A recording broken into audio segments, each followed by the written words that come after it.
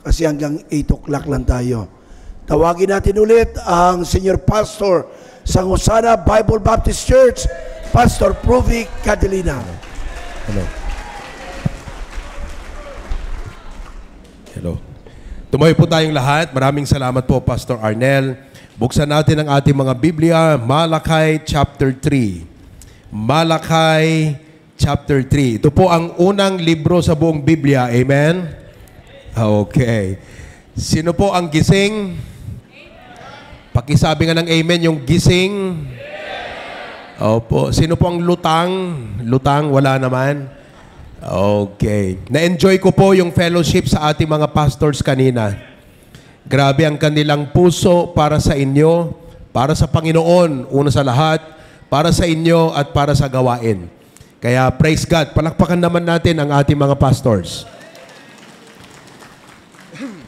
Basahin natin from verse number 8 hanggang 10. Malakay chapter 3, verse 8 to 10. Everybody read.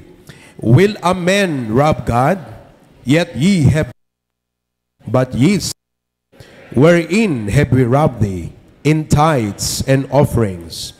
Ye are cursed with a curse, for ye have robbed me, even this whole nation. Bring ye all the tithes into the storehouse, that there be meat in mine house.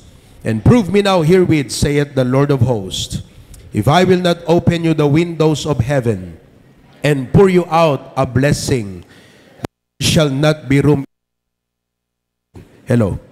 Nawawala yata itong ano. Okay. Gusto nyo ba nabuksan ang bintana ng langit? Para sa'yo o para sa katabi mo? Amen? Windows of heaven. Gusto nyo ba na ibuhos ang pagpapala? Na walang kahit anong kwarto o space na makakontain. Ang sabi ng Bible, bring ye all the tithes. Ngayong gabi, kaninang umaga, sinimulan po nating i-address yung problem natin humanly. Dahilan na pwedeng pumigil, bakit hindi tayo pwedeng maging generous. Tinalakay po natin, bakit dapat tayo generous. Pag tinanong ka, why do you give your tithe? Why do you give generous offerings? Why do you give your first fruit? Why do you sacrifice so much for the Lord? Bakit mo ginagawa? Ano ang dapat sagot? Ba't naman hindi? Sapagkat ang lahat ay pwedeng may dahilan bakit hindi mo gawin. Pero tayo, nakita natin kanina, marami tayong dahilan bakit natin dapat gawin. At aking ibinahagi po sa inyo, 5. Dinivide natin sa 2 parts. Yung una, dapat i-practice mo ang generosity sapagkat ito ang nagre-release ng pagpapala. Amen po ba? Pangalawa, ito po ay nagre-reach out ng maraming kaluluwa. Pangatlo po, ito ang reason kung bakit may reward ka sa langit. Although maganda pong dahilan, at marami pong pwedeng preaching na i-motivate ka, i-encourage ka, magbigay ka kasi pagpapalain ka. Magbigay ka kasi may building project, kasi may gawain tayo. Pero akin pong in-emphasize kanina na hindi dapat ito ang pinakapangunahing dahilan bakit i-practice ang generosity. Kaya po nakita natin yung number 4, why you practice generosity? It will resist the grip and power of greed. Pag tumigil kang maging generous, kahit yumaman ka pa, pag tinigil mong maging generous, magsisimula kang maging greedy, realistic, covetous, at iba't iba pa. Hello? Kaya nga po, kagabi, sinabi ko po sa Christ Bible Baptist Church during the prayer meeting, ano pong mangyayari kung puro kain, hindi ka tumatae? Puro kain, walang tae. Magkakasakit ka. Tama po ba? Kaya ang tao na puro tanggap ng blessing at hindi generous, maraming sakit yan. Pride, selfishness, materialism, nandyan na rin ang greedy at covetousness. Ayaw mong magkasakit, huwag ka lang puro tanggap. Practice generosity. May building project o wala, may blessing na ipalit ng Diyos o wala, kailangang i-practice mo ang generosity because it will transform your life. Number 5, bakit po natin i-practice ang generosity? It is to render honor to the Lord. Tanggalin mo ang lahat ng tatlo. May dahilan ka pa rin bakit maging generous. That is because, what shall I render unto the Lord for all His benefits toward me? Klaro po ba? Simulan natin ngayong gabi pag-usapan tithes and offerings. Panginoong Diyos, marami pong salamat. Pagpalain niyo po ang aming pag-aaral ngayong gabi. Pagkalooban niyo po ang wisdom ng inyong servant. At nawa po ang bawat isa, taimtim, totoo ang puso, na makinig, hindi lang sa akin, kundi sa pangungusap ng banal na Espiritu sa kanilang puso. In Christ's name we pray. Amen. Marami pong salamat. Pwede na po kayong maupo. Dumako tayo diretso sa punto. Pag-usapan natin ngayong gabi, tithes and offering. Paki-pronounce po yung salitang tithes. Gandahan niyo po. Kasi pag hindi tama, nag-iibang kahulugan. Pag sinabi mo tithe, ibig sabihin tithe, mahigpit. Dapat tithe. Everybody say,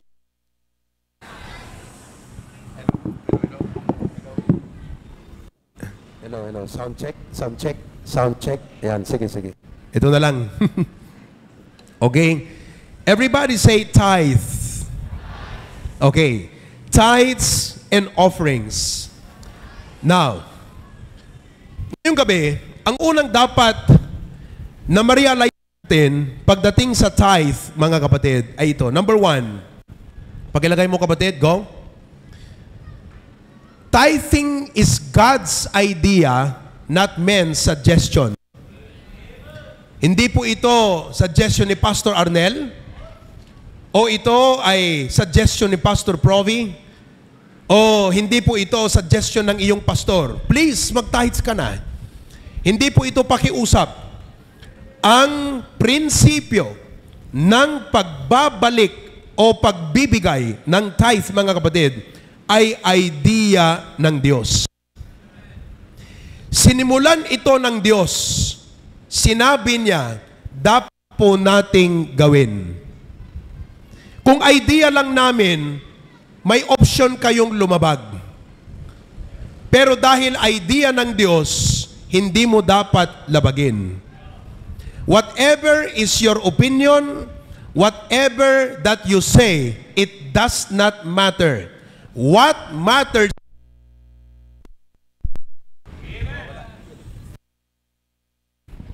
Hello. Ito na lang.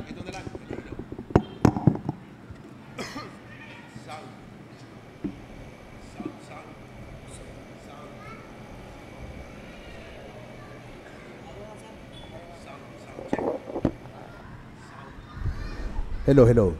Yan, sound. Taas mo yung high, Brad. Bawasan mo yung mid. Hello. Sound. Sige ba, dagdagan mo ng high. Bawas mo yung mid. Dagdagan mo ng konting bass. Sound check. Taas mo pa yung high. Sige pa. Sound check. High. Sound check. Ayos ba? Ayan, ganyan. Marunong ko tayong magtimpla ng mic. Kailangan masarap pakinggan, hindi po masakit sa tenga. Okay, so ulitin natin. Tithing is God's idea, not men's suggestion. Ang tao po, napakaraming idea. Wala po akong pakialam, whatever is your idea.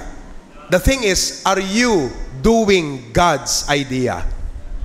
Magaling kang mag-ipon, magaling kang magnegosyo, magaling kang magtrabaho, puro idea mo yan. Tanong, ginagawa mo ba ang idea ng Diyos? Kahit gaano kaganda ang idea mo, kahit gaano kagaling ang idea mo, pag hindi mo ginagawa ang idea ng Diyos, baliwala lahat.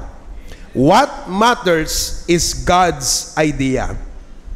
Ang idea po na ito ay hindi lang Old Testament. Hanggang New Testament ang idea of tithes. Sa Genesis chapter 14 verse number 20, if you could post the verse para mabilis na lang tayo. Genesis chapter 14 verse number 20. Okay? Genesis 14:20. Ang sabi po, "And blessed be the Most High, which hath delivered thine enemies into thy hand, and He gave him tithes of all."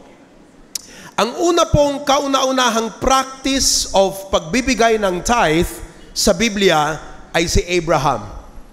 So masasabi natin, matalino, magaling, mahusay si Abraham sapagkat ang kanyang ginawa ay idea ng Diyos at hindi niya personal na idea. Ang problema kasi natin sa buhay, magaling tayong dumiskarte, magaling magplano, magaling mag-isip, magaling mag-idea, pero hindi natin ginagawa ang idea ng Diyos. Inuulit ko po, kahit malayo ang marating mo sa buhay, sa galing ng talino mo, diskarte mo at tulong ng tao, pag hindi idea ng Diyos ang ginawa mo, bale wala lahat. You can succeed in doing your idea, but in God's eye, you are a failure. We call it successful failure. And failure is not only failing to do the right thing. Failure is succeeding on the wrong thing. Pag may ginawa ka na hindi mo dapat gawin, failure. Pag may pinagawa ng Diyos na hindi mo ginawa, failure. Ang tawag po dyan, kasalanan. Sin. And remember, there are two kinds of sin. May sin of commission and sin of omission. Ano pong pinagkaiba? Ang sin of omission ay ito po. Sinabi ng Diyos, gawin mo to, hindi mo ginawa. Whatever your reasons are, hindi mo ginawa. Sin of omission. Sin of commission, sabi ng Diyos, wag mong gawin, bawal, ginawa mo pa rin. So we are guilty of sin. That is failure. So if we want to truly succeed in life, let's follow God's idea. Sabi mo sa katabi mo, follow God's idea. Kaya si Abraham mahusay. Ginawa niya nag-tithes. In Genesis chapter 28 verse 22, kapatid. Genesis 28:22. "And this stone which I have set for a pillar shall be God's house. And of all that thou shalt give me, I will surely give the 10th unto thee." Alam natin na ang tithes, 10th or 10%. Ito naman ay si Jacob. Kaya mahusay si Abraham, mahusay si Jacob. Bakit po? Bakit magaling? Dahil ginawa ang idea ng Diyos. Ulitin ko po, kahit anong sabi ng tao sa'yo, galing mo, galing mo, galing mo. Pero pag hindi idea ng Diyos yung ginawa mo, hindi ka totoong magaling. Ang totoong magaling, yung gumawa sa idea ng Diyos. Leviticus 27 verse 30. Leviticus chapter 27 verse 30. Ang sabi, woe unto you scribes and Pharisees. Sorry. Leviticus muna, kapatid. "And all the tithe of the land, whether of the seed of the land or of the fruit of the tree, is the Lord's. It is holy unto the Lord." So nagsimula kay Abraham, pinagpatuloy ni Jacob, kinonfirm ni Moses. Ito po ay malawakan na. Si Abraham, individual. Si Jacob, individual. Si Moses, sambayanan, buong bansa. Sabi niya sa kanila, all the tithe of the land, whether of the seed of the land or the fruit of the tree, is the Lord's. Maliwanag po ang ini-establish ni Moses dito na ang tithe hindi sayo sa Panginoon. It's not intended for your food. It's not intended for your education, because the tithe is the Lord's. Naunawaan po natin. Okay. Dumako tayo sa Malakay 3:10, binasa, wag na nating basahin. "Bring ye all the tithe into the storehouse." Ito po yung time na nakaligtaan na ng sambayanan. Kaya't nagsalita si Malakay at kanyang inutusan muli ang buong bansa. Bring you all the tithe. Bring. Ang hindi po niya sinabi, give. Ang sabi niya, bring. Because when you're tithing, you're not giving. You are returning what belongs to God. Dapat klaro po sa atin yan. And then in Matthew 23 verse 23, ang sabi po, woe unto you scribes. Dito naman, ang Panginoong Jesus ang nagsasalita. At sabi niya, Pharisees, hypocrites, for ye pay tithe of mint, and anise and cumin, and have omitted the weightier matters of the law, judgment, mercy, and faith. Sabi ng Panginoon, this ought ye have done. Ibig sabihin, dapat ginawa nyo ito. Although meron siyang topic na iba, pero hindi po inalis ni Kristo ang pagbibigay ng tithe. Therefore, ang pagbibigay po ng tithe, kay Genesis, kay Exodus, o Psalms, o Malakay, o Matthew man yan, o Revelation, all throughout the Bible, giving of tithe or tithing is God's idea. Galing po sa Diyos. Kaya ito po, pansinin po ninyo ang statement na to. Pakilagay mo, Brad. If Abraham commenced it, sinimulan po niya. Jacob continued it, tinuloy po niya. Moses confirmed it, sambayanan po ang kausap. Malakay commanded it. Christ commended it. Who am I to cancel it? Amen po ba? Kung yung mga dakilang tao na yan, at higit sa lahat ang Panginoon Kristo, ay ginawa o kinomend ang tithe, sino ka para hindi mo gawin? Sino ka para sabihin mo, ay wala, hindi na dapat tayo mag-tithe pa. Church na tayo, grace period na tayo. Kaya mga kapatid, tithing is God's idea, not men's suggestion. Kaya kami pong mga pastor, pag magturo, hindi po kami nagmamakaawa sa inyo. Please, give the tithe. We tell you, give your tithe. Hindi naman sa tinatakot namin kayo, but with authority. Kaya po ito yung isang bagay na bilang mga pastor, sinisiguro namin na napapraktis po ninyo. Tatandaan niyo po ito. Pag uwi sa kani-kanyang church, your respective pastor will begin to get the record of your giving and see if you are giving or returning the tithe. Pag hindi, kakausapin ka. Hindi ka naman literally or basically pagagalitan. But we want to teach you, to help you give your tithe to the Lord. Ibig sinabi, Brad, usap tayo mamaya. Brad, Sir Ecor, 2 months ka nang hindi nakapag-tithes. May I know what is the problem? Amen?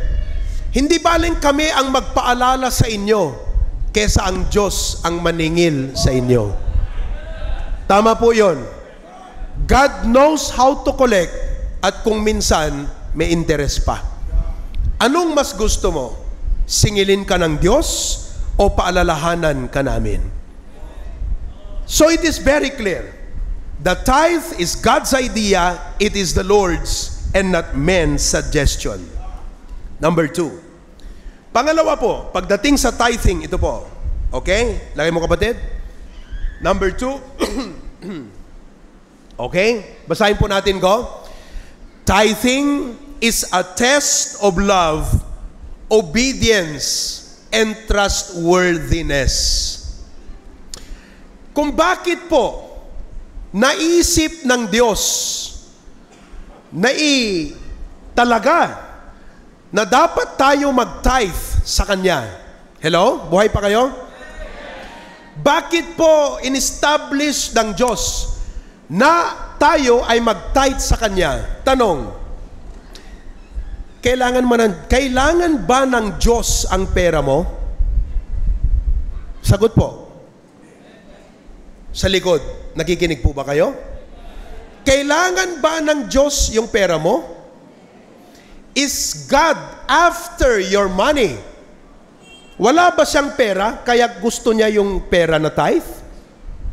Hindi po siya nag-establish ng tithe dahil wala siyang pera. Hindi siya nag-establish ng tithe dahil gusto niya yung pera. Sa makatuwid, yung ating ibabalik sa Kanya, galing din ho sa Kanya. Buhay mo, katalinuhan mo, kapangyarihang magtrabaho, kalakasan, lahat po yan, all from God. Every good and every perfect gift is from above. Galing po lahat yan sa Diyos. Kaya yung ipagkakalob mo, galing sa Kanya. Ngayon, bakit niya hinihingi? Ito po ay dahil gusto niya na i-develop at i-train tayo sa tatlong bagay. Number 1, mahalin siya. Love. Pangalawa po, na tayo ay sumusunod sa Kanya. Ang ganda po kasi, na sa bawat tanggap mo ng blessing, lagi mo siyang inaalala. Naunawaan po nyo. And not only that, God wants to develop trustworthiness. So maliwanag mga kapatid, na hindi pera ang habol ng Diyos sa'yo. Puso mo. Hello? Gusto niya na tama yung ibigay mo, pero hindi yung pera ang habol niya sa'yo. Puso mo. And when God has your heart, He has a reason to bless your life. Tandaan niyo po ito. Ang kailangan natin is not more money, but more love to God. Sapagkat kung may pag-ibig ka sa Diyos, susunod ka. Amen po ba? Pwede kang sumunod na walang pag-ibig. Ayaw naman ng Diyos yun. Pero hindi pwedeng umiibig ka na hindi ka sumusunod. Yun ang gusto ng Diyos. Kaya po ang sabi dito sa John 14:15. Tignan nyo po. John 14:15. Basa po natin. John 14:15. Go. If ye love me, keep my... Okay. Tama po ba? Pwede kang sumunod na walang pagmamahal? Pwede? Pwede. You can give without loving. Yung mga nag-iikot, naglalakad dyan, hindi naman lahat nag-aabot ng pera at lahat. Totoo bang mahal ka nun? Di natin alam. Pwede kang magbigay na walang pagmamahal. Pero kung totoo, at ayaw ng Diyos yun. Ayaw niya yun. Ang gusto niya, pag ikaw man ay susunod sa Kanya, dahil mahal mo siya. That's why God had to give a reason to test your love. Kaya napansin po ninyo, bakit sabi ng Diyos kay Abraham, offer me your son? Kailangan ba ng Diyos yung anak ni Abraham? Anong gagawin ng Diyos kay Isaac? Wala naman, di po ba? Gusto lang ng Diyos yung pagmamahal ni Abraham. And Abraham did not fail the test. Every time you receive a blessing and you don't return the tithe, you are failing God. You're failing to love God. And you are failing to obey God. Tatandaan po ninyo, sa lahat ng bagay, ang magdidikta ng kinabukasan mo ay kung papaano mo tinatrato ang Diyos ngayon. Your college degree is not a guarantee of your future. Your friends today are not the guarantee of your future. What you do with God today will guarantee your future. So if you would like a future, a result na maganda, gawin mo ang tama sa Diyos ngayon. Amen po ba? Kaya dito po sa Deuteronomy 14:23, tignan po natin. Deuteronomy chapter 14 verse 23. And thou shalt eat before the Lord thy God in the place which he shall choose to place his name there. The tithe of thy corn, ang ikapo ng lahat ng mais, thy wine, hindi po ito yung tandway at saka chivas o bilog. Ito po'y grape juice. The tithe of thy wine, thine oil, yung pong mantika, okay? And the firstlings of thy herds, first fruit po yan. And of thy flax, hiningi po yan ng Diyos. Bakit po? For the purpose of what? That thou mayest learn to fear the Lord thy God always. That thou mayest learn to fear. Alam niyo po yung salitang fear, hindi po ito yung takot ka sa Diyos na kailangan mong magtago. Ang fear po na ito, amen? Are you there? Ang fear po na ito ay pagrespeto sa Diyos.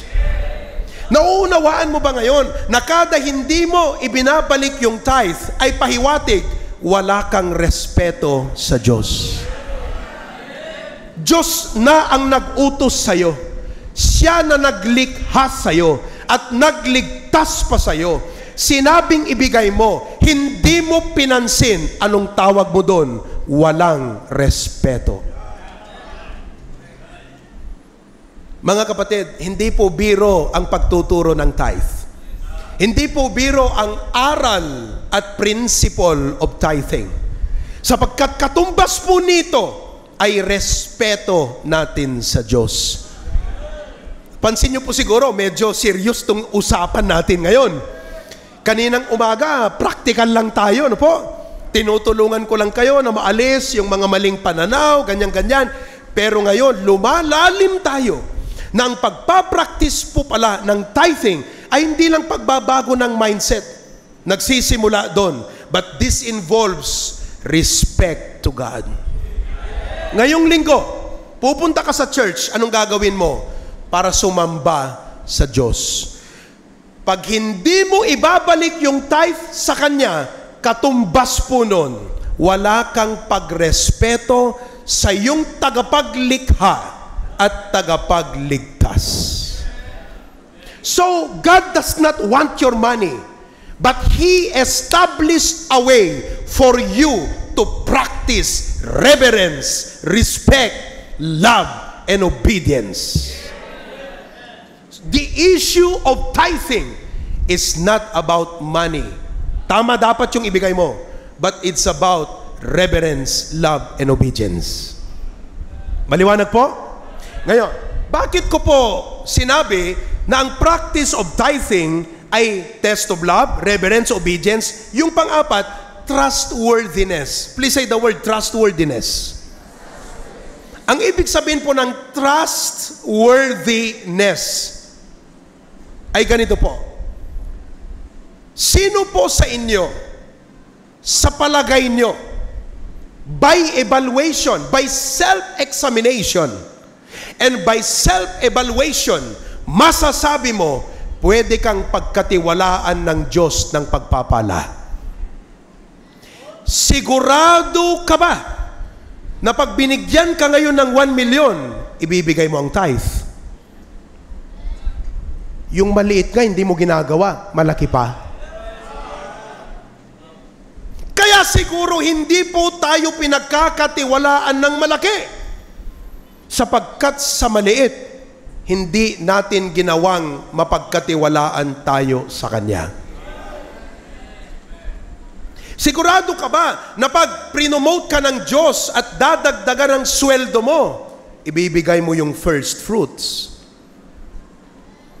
Ngayong estudyante ka pa lang, puro dahilan ka ng galing mo nang mag-excuse. Kasi. Kaninang umaga, mga kapatid, binalanse natin yan. Pero ngayon, malalim po na usapan ito. Usapang serious, pero nakangiti ako. Amen po ba? Amen. Ulitin ko po, sigurado ka ba? By self-examination, humihingi ka, Lord, bigyan mo ako ng... Sigurado ka ba na pag binigay ng Diyos at pinagpala ka, magagawa mong ibigay ang tithe? Sa maliit nga na income mo. sa maliit na balon mo. Pareho pala tayo ng sa Ilocano, balon eh. Sa Ilonggo, balon din pala. Pero sa Tagalog, ang balon, balon. Sa English, balon. Yung lumilipad. Pero may relasyon pala yung Ilocano at Ilonggo. Ayos balon. Balon. Listen, sigurado ka ba sa hinihingi mo? Ang punto ng Diyos, hindi naman yung selfish po siya. Hindi naman po yung ayaw kang bigyan. Kanya lang ang iniisip niya, pag binigyan ko ba to, bibigay niya ba yung tithe?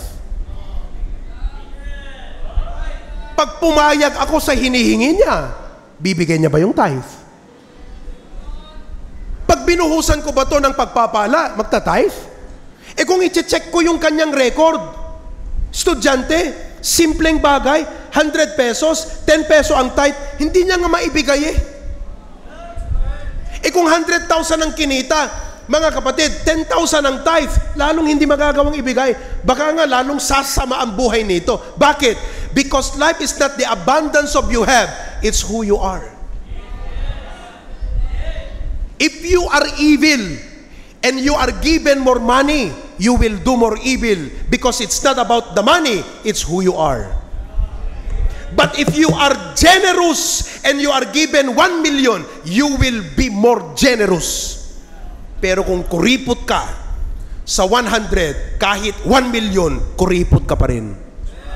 It's not about the money, it's who you are. Tingnan po nyo ang sabi ng Biblia dito sa Luke chapter 16 verse 10. Luke chapter 16 verse 10. He that is faithful in that which is least is faithful also in much. Ang mapagkatiwalaan at maasahan sa maliit, kasi liit ng 50 pesos na baon, 5 peso ang tithe. Kasi liit po ng 10 pesos na binigay ng nanay mo, piso yung tithe. Kasi liit po ng 100 baon o balon, 10 peso ang tithe. Ganyan kasi liit.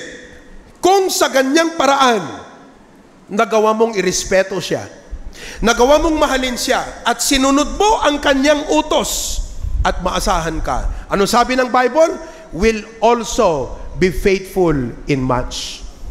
And he that is unjust in the least is also unjust in much. Amen po ba? Kung hindi mo kayang ibigay ang 100 sa Panginoon, 1,000, paano kapag katiwalaan? O 1,000, paano kapag katiwalaan ng 100,000? Buhay pa kayo mga kapatid? That is why the principle of tithing is God's idea. The principle of tithing is a test of love, reverence, obedience, and trustworthiness. Klaro po? Tanungin mo yung katabi mo, klaro ba? Klaro? Klaro git. Klaro. Pangatlo po. Pangatlo. Sa mga nasa likod, buhay pa kayo ha? Oo. Okay. Yung mga nakasandal, baka mahulog kayo dyan ha? Ingat lang kayo. Okay? Number 3. Ito po. Basa, go. Tithing is the start of blessing. Offerings are the start of giving. Ano pong ibig sabihin yan, mga kapatid? Pag ikaw ay nag-tithe, hindi pa generosity yun. Kasi hindi naman talaga sa'yo yan, ibinabalik mo. Halimbawa, si pastor po kayo, no? Ay, kapatid. O, liga, kapatid. Liga. Okay? Anong pangalan po natin? Arnel. Lahat ng Arnel nagpapastor eh. Tokayo. Halimbawa po, partner kami sa negosyo. Ang negosyo namin, nagtitinda kami ng kabaong. Siya ang model. Buy one, take one. Avail now while supplies last. Okay? Siya po ang pinanser. Dahil wala akong pera. Ang meron ako, talino sa pakikipag-usap sa tao. At sa pagkukontrol ng negosyo. Partner kami, investor manager ako. Nung kumita ang aming negosyo, ang usapan namin, 50-50. Ano pong ibig sabihin nun? Kailangang itakbo sa ospital. At least nakikinig kayo, very good. Baka maya-maya yung isa sabi niya, amen eh. Okay? Ang hatian namin, 50%, 50%. Ngayon po, halimbawa, 100,000 ang aming income. Kinuha ko yung 50,000. Makatarungan po ba yon? Binulsa ko. Hawak ko ang 50,000. Punta ako sa kanya, Brad Arnel, tanggapin mo tong aking regalo sa'yo. Regalo ba yon? Gift ba yon? Anong tawag ngayon dyan? Ito na yung share mo. So pag ikaw ay nag-drop ng tithe, huwag mong sasabihin, Panginoon, gift ko sa'yo. Hindi gift yan. Talagang sa Kanya yan. Salamat, kapatid. That's why tithing is the start of blessing. Kasi pag nag-tithe ka, wala ka pa actually binigay. Pero simula na ang pagpapala sa buhay mo. Start of blessing. Ngayon, mag-level up ka. Pagkatapos mo nang natutunang i-practice ang tithing, magbibigay ka na ng offering, mission, first fruit, sacrificial, building project, campus ministry, at lahat ng napakadaming commitment sa church. Doon mo ngayon pinapractice ang generosity. So whoever you are, you think you are generous because you are giving your tithe, and no more, you're not yet generous. You are only obedient. Tagalogin natin. Sino ka man ngayong gabi na sa tingin mo generous ka na dahil nga malaki yung amount? Biruin mo yung 100,000 sweldo, 10,000 ang tithes doon. Hindi po ba malaki yon? So tatingin mo ngayon, dahil 10,000 yung binigay mo, feeling mo generous ka, hindi ka pa po generous. Obedient ka lang. Sinunod mo lang eh. Nagsisimula kang maging generous. Pagkatapos ng tithe, saka ka na mag-o-offering. Magpa-first fruit, magme-mission offering, magtulong sa building project, magtulong sa commitment, pagbili ng sasakyan, pag-acquire ng property, at lahat-lahat, doon nagsisimula ang generosity. Maliwanag po ba? Kaya kung nandito ka at tither ka, kahit ikaw pa yung pinakamalaking amount, huwag mong ipagyabang. Same lang kayo. Doon sa 100 ang balon, 10 pesos ang binigay. Sapagkat ang tinitignan ng Diyos, hindi yung value ng pera, yung porsyento doon sa kabuuan. Pareho kayong 10%. Kaya nga tinatanong ko pagka minsan, halimbawa ako po, sweldo ko 100,000, binigay ko 10,000. Eto yung estudyante. Ang balon niya sa isang linggo, 500. Ang kanyang tithe, 50. 10,000 ako, 50 sa kanya. Sino po sa amin ang mas malaki ang binigay? Siyempre yung 10,000, correct? Kung ang basehan, yung value ng pera. Pero kung percentage ang pinag-uusapan, may mas malaki ba sa amin? Wala po. Parehong 10%. Kaya po sa tithing, walang mayaman, walang mahirap, walang mataas, walang mababa. Patas tayo, 10%. Klaro ba? Opo. Ngayon, pag nagsimula ka na ng tithing, start na rin ang blessing. Kasi nga sabi ng Diyos, if I will not open you the what? Pagbubuksan na ngayon ng bintana. Kailan? Nung nag-start ka ng tithe. Pero kung gusto mo nang matuto sa generosity, mag-offering ka na. So, sino po rito nagta-tithes na? Taas ang kamay. Very good. Sino po sa inyo gusto nyo nang i-practice, lalo pa kung ginagawa mo na, ang generosity? Taas ang kamay. Amen. Sabi mo sa katabi mo, congrats, magandang desisyon yan.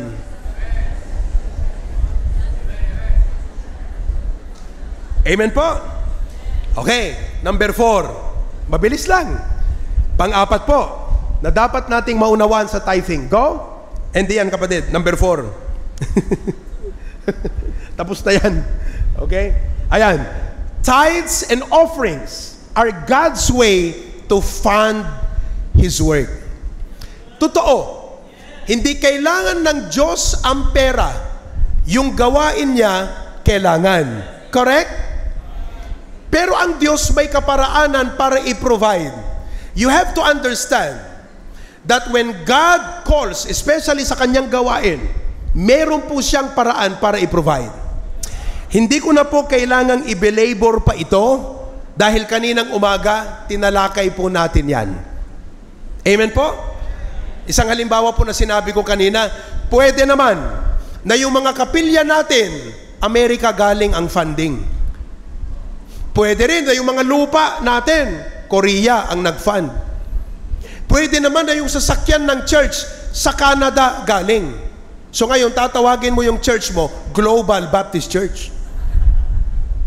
Kasi nga, building Amerika, lupa, Korea, sasakyan, Canada. Di ba global? Gusto mo International Baptist Church, di ba? Oo. Pero kung halimbawa nangyari pong ganon, sino ang totoong pagpapalain? Tayo po ba o sila? Kaya kaming pastor, it's not because there is a need and we want to raise fund, although that is true. But again, we teach you generosity and tithing. Why po? Because we want God to bless your life. Hindi po tayo magdudwell much on that. Pero gusto ko lang ma-realize nyo, doctrinally sa Biblia, in-acknowledge po ni Apostol Pablo ito. At ang sabi, sa Philippians chapter 4, 15 to 17, ito na lang kapatid.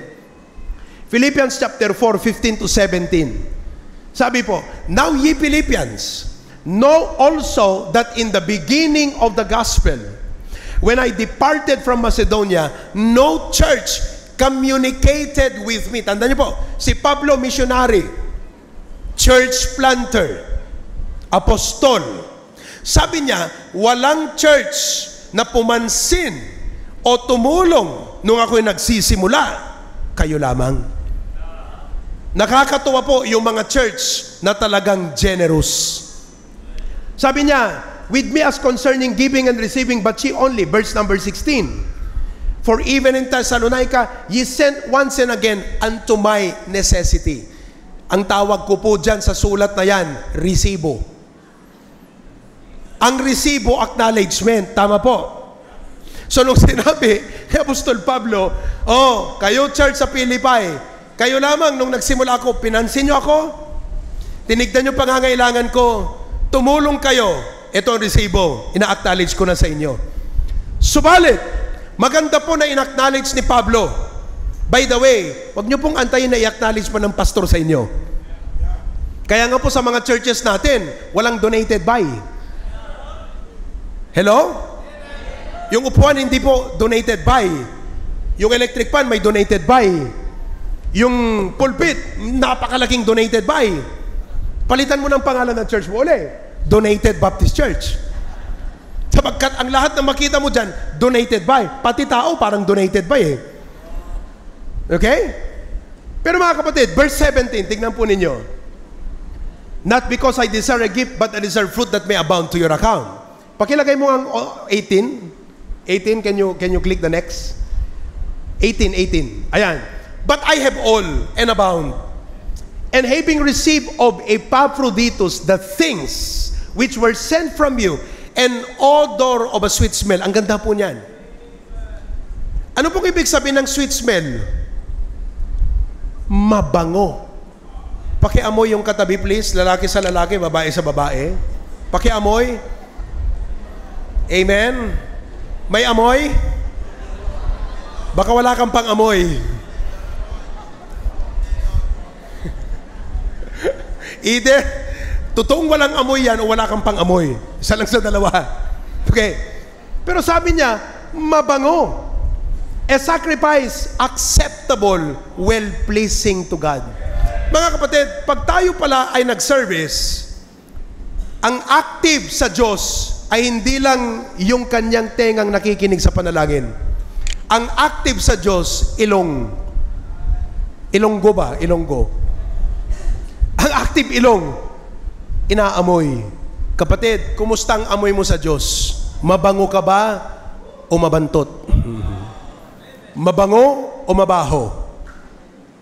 Wala akong pakialam. Kahit mabango ka sa harap ng tao, ang daming likes sa post mo, ang daming shares, ang daming comments, viral ka, ang baho mo naman sa Diyos. I would rather not be popular before men, pero mabango sa Diyos. Because I learned to live to please God and not men. Mga kapatid, praise God. Amen? Okay, hindi na tayo magdudwell dyan ng matagal. Dito tayo sa number 5, last. May natutunan po ba? Very good. Panlima, kapatid, number 5. Fifth point. Okay? Yan, last point natin, number 5. God looks... Sige na. Okay? Bira. Okay ka lang dyan, kapatid? Pwede ko namang sabihin, pero mas magandang naririnig nila at saka binabasa. Yon! Number 5. Everybody read. God looks at the heart and the honesty of the amount. Dalawa po yan. Sa pagpapractice ng tithing at first fruit, hello? Hindi lang po puso ang tinitignan ng Diyos, pati amount. Okay. Ilagay mo tong letter A, kapatid. Yung next, letter A. Ayan. Pakibasa nga, go. Hindi naman sa amount nakatingin ang Diyos, kundi sa puso. Kahit magkano yan, basta galing sa puso. Tanong, totoo ba ito? Kasi po, maraming mga Kristiyano, pati membro na, ganyan po ang mindset. Ang laging katwiran ay ganito po, kahit magkano ang ibigay mo, basta galing sa puso. Kung pinakikinggan mo, galing, tama, good, suriin po natin. Balewala ba yung amount? Puso lang ba ang tinitignan ng Diyos? Hindi pa siya nakatingin sa amount. Ano po ang sagot nyo dyan? Totoo ba ito? Yes or no? Ano po ang sagot natin? Masasaktan, ma-offend ba kayo ngayong gabi? Pag sinabi ko, mali ka, sister. Mali ka, brad. Sa Diyos, dapat tama ang puso, pero dapat tama rin ang ibibigay mo. Tignan natin ang halimbawa, Luke chapter 21, 1-4. Luke chapter 21, 1-4. Ang Panginoon, nagpuntahan ng mga tao para magbigay. And He looked up and saw the rich men casting their gifts into the treasury. Hello? Anong nakita ni Kristo? Yung mga mayayaman. Naghulog ng regalo doon sa treasury. Verse 2. And he saw also a certain poor widow casting in thither 2 mites. Verse 3. And he said, of a truth, I say unto you, that this poor widow hath cast in more than they all. Makinig. Sa assessment at accounting ng Panginoong Jesus, mas malaki daw yung binigay ng balo kesa sa mga mayayaman. Number 1 na tanong. Mas malaki po ang binigay ng balo kaysa mga mayaman dahil po ba sa puso ng balo? Dahil po ba sa puso? Tignan natin. Verse 4. For all this have of their abundance cast of their offerings.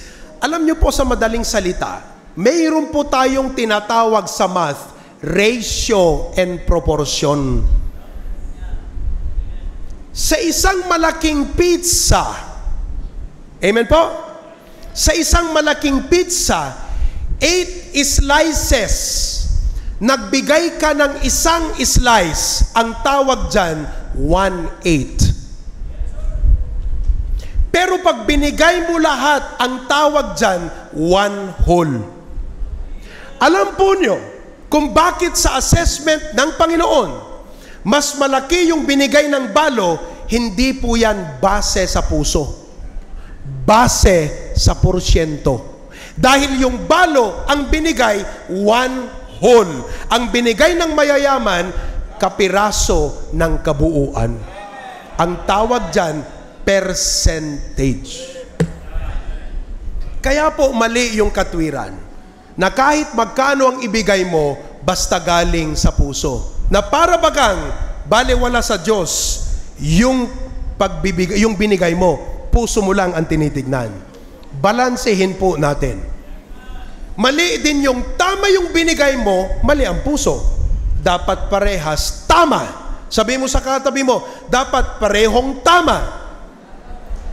Dahil kung hindi, may tama ka.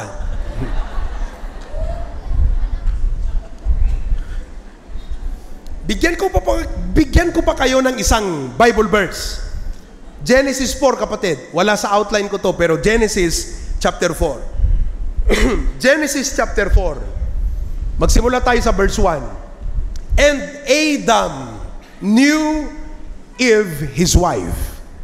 And she conceived, nagbuntis, and bare Cain. Sino po yung unang pinanganak? Si Cain. And said, I have gotten a man from the Lord. Verse number 2. And she again bare his brother Abel. And Abel was a keeper of sheep, but Cain was a tiller of the ground. Magkaiba po ang linya at skill nung dalawa. Si Cain, tiller of the ground, farmer, husbandman. Si Cain po ay nag-aalaga ng animal. Ay si Abel, sorry. 3. And in process of time, it came to pass that Cain brought of the fruit of the ground. Tandaan niyo po pumitas si Cain ng prutas, hello? Mula sa lupa, sa kanyang pananim, at binigay na alay sa Diyos. Next, verse number 4. And Abel, he also brought of the firstlings. Malaki pong pinagkaiba dyan. Sapagkat kay Cain, pumitas ng bunga. Malamang maganda. Pero ang kay Abel, unang anak, firstling. Ang tawag po dyan, first fruits. So kinuha po niya yung firstlings, hindi lang po iisa. Lahat ng inahing, tinignan niya yung lahat ng unang anak, firstlings. Ano ang firstlings? Plurals. May S Kaya ang S, plurals. Sa Tagalog, maramis. Amen po ba? Katulad ninyos. Ang dami nyos. Plurals with S. Firstlings. Okay, balik tayo sa serious. And the Lord had respect unto, pakibasa po? Yan po yung puso. And unto His, mga kapatid. Hindi lang puso mo ang pwedeng igalang ng Diyos o kilalanin ng Diyos, pati yung offering mo. Ibig sabihin, may karapatan ang Diyos na sabihin sa'yo, okay yung puso mo, pero hindi tama yung offering mo. Kung halimbawa, 500,000 ang income mo, kapatid, 10,000 yung binigay mo, malaki yun. At sabi mo, Lord, buong puso kong binibigay ito sa'yo. Sabi ng Panginoon, okay yung puso mo, pero hindi tama yung offering mo, yung tithes mo. Hindi tithes yan kulang yan. Klaro, Gid? Klaro? Klaro, mga kapatid? Balikan natin. Ituloy natin. Verse number 5. Verse number 5. And unto Cain and to his offering, he had not respect. Dalawa ang problema ni Cain. Pangit ang puso, hindi pa tama yung offering. Sapagkat nung araw, alam nyo naman, as a representation, dapat po bloody sacrifice. It's a type of Jesus Christ who died on the cross. Yung watermelon, walang dugo. Yung grapes, walang dugo. Without the shedding of blood is no remission of sin. Kaya dapat animal sacrifice. Hindi ginawa ni Cain. Kaya sabi ng Diyos, masama ang puso mo, hindi pa tamang offering mo. Wala ka ng tama. May tama ka. Kaya sana po, maliwanag kayong gabi. Kontrahin mo pa, kung kontrahin mo, may problema ka na. Pero sana, naliwanagan ka, hindi lang po dapat puso ang tama sa pagbibigay. Sapagkat ang Diyos, inuulit ko po, may karapatang sabihin, anak, tama yung puso mo, pero kulang yung offering mo. Sana po, sa mga nakaraan, kung palagi yung sinasabi, Lord tithes, pero alam mong kulang, pwede bang mag-back account ka at sabihin mo, Lord, kulang yung mga binigay ko ng nakaraan, babayaran ko na sa'yo. Bago matapos ang Holy Week, Biyernes Santo, itama mo ang maling ginagawa mo. Get right with God. And all of God's people say, yeah. Pastor, tapos na ako.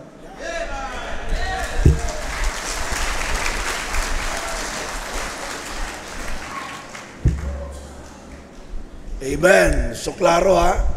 Balanyo, hindi tayo maging cheerful giver, kundi tayo mag-start sa tamang pundasyon. Tandaan nyo, ang tithes, amunang pinaka-foundation sa aton giving. Diyan mag-upisa kasi hindi tatanggapin ng Panginoon ang ating binibigay kung hindi muna tayo nabigay ng tama doon sa nire-require ng Panginoon. Nagbigay ka nga ng first fruit mo, pero doon mo binawas sa tithe mo. Nagbigay ka sa faith promise mo, pero binawasan mo naman ang tithe mo. Mali yun. Kaya mano ka, masurprise ka, bakit hindi ako pinagpala ng Panginoon? Bakit malaki naman binigay ko? Hindi pala tama, hindi proportion ang giving mo. Kaya kayo mga estudyante, alam ko sa loob ng church, mga Baptist churches, hindi kayo nagbibigay. Pero sabi ka ni Pastor Provi, hindi ka nagbibigay pero may cellphone ka. Wala kang pera pero may pang-load ka. Wala kang trabaho pero may pang-gasolina ka. Ang motor mo, set up pa. Oo. May Shopee pa ka. Imagine, Pastor, araw-araw may Shopee sa church sa bahay. Ang bihira, hindi ako marunong mag-order sa Shopee. Pambira itong dalawa kong anak. Okay lang kasi walang trabaho eh. Pero pambira, sabi ko, dapat sa maliit na bagay, matuto na tayo magbigay. Kaya sa Sunday, hindi kayo pakita nyo kay pastor nyo. I-prove nyo sa Panginoon na ang pagsamba mo sa Panginoon, makumplito lang yan kapag ikaw nagbibigay din para sa Panginoon. Because giving is a part of worship. Hindi lang part. Talagang ang giving is worship. Diyan kayo papalay ng Panginoon. Meron dito isang young people natin. Alam nyo, adult na siya. Dalawa sila. Sabi niya, Pastor, itong first fruit ko, may bibilin sana ako. Pero kikomit ko to sa Panginoon. Sabi ko, magkano yan, sis? 35,000 ang first fruit ko. She's a teacher. Pero Pastor, pag ito'y ginamit ko sa ibang bagay, alam ko hindi ako maging masaya, makonsensya ako, maging miserable ang aking buhay, ibibigay ito kahit masakit at wala na kaming pera ng husband ko, ibibigay ko pa rito. Alam mo, ano yung nararamdaman ko? Sis, okay lang, wag mo na ibigay ngayon, saka na lang. Pero hindi ko sinabi yun. Naawa ko eh. Pero mali, nung nalaman ko na pagpapalain siya ng Panginoon, bakit pipigilan ko ang pagpapala ng Diyos sa buhay niya? Kaya huwag kang mag-isip na wala akong pera, mahirap lang kami, unti lang ang income ko. Mag-start ka sa kunti. Pagyayamanin ng Diyos ang maliit. Mga kapatid, maniwala po kayo. Salita po yan ng Diyos. So maraming salamat, Pastor, sa napakagandang mensahe na yan. Paano tayo, pag ganyan tayo, bukas, ang dadako tayo sa the best nga giving. Huwag kayo maging negative. Ang giving, yan ang sikreto ng blessing. Tayo po tayo lahat, habang tinutugtog ang witing panyaya, dito sa unahan, i-commit mo sa Panginoon. Panginoon, pasensya, patawad sa mga pagkukulang ko. Hindi ako naging honest sa tayo sa offer sa Panginoon. Patawarin niyo po ako ngayong gabi. I promise by the grace of God, magbibigay ako ng tama, maliit man o malaki. Ikaw nakakita ng puso at ng amount. Panginoon, wala akong itatago. Dito sa una, hindi na sa lagyan answers, ay pambira. Answers, dito sa ibabaw gid. O ang iba dito sa God, mga lalaki, dito ka mo. Yung iba dito sa bintana o sa piyak. Yan. Sige, sige, come. Kung ang Panginoon, kita mo, wala niyo, sabi ko sa iyo.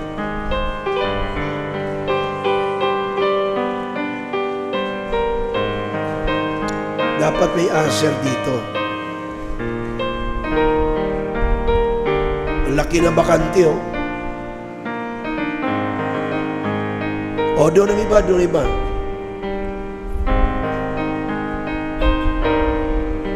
Amen. Kusapin mo ang Panginoon. Wala kang trabaho, kusapin mo siya, Panginoon. Tulungan niyo po ako na makatrabaho. Wala ako ibang lalapitan, Panginoon. Wala ako ibang asahan, kayo lamang.